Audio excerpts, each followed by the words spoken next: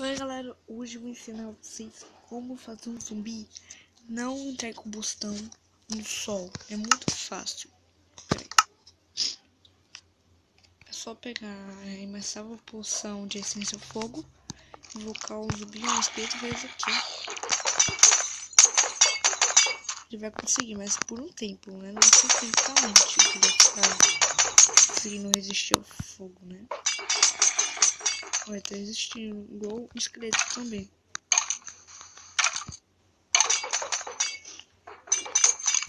Viu? É muito simples. Só não sei quanto tempo vai durar, né? Pra ele tirar, mas quanto mais você arremessar nele, mais resistência ele vai ter ainda. Mais tempo, na verdade, né? Jogar ele no fogo, ó.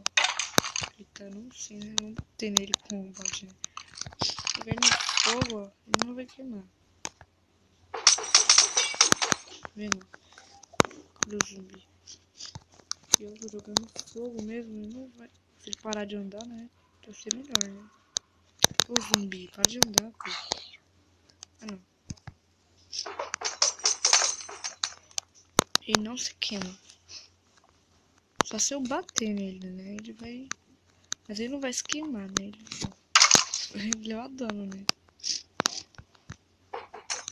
Então, falou pessoal. Se gostou, deixa um like no vídeo e falou.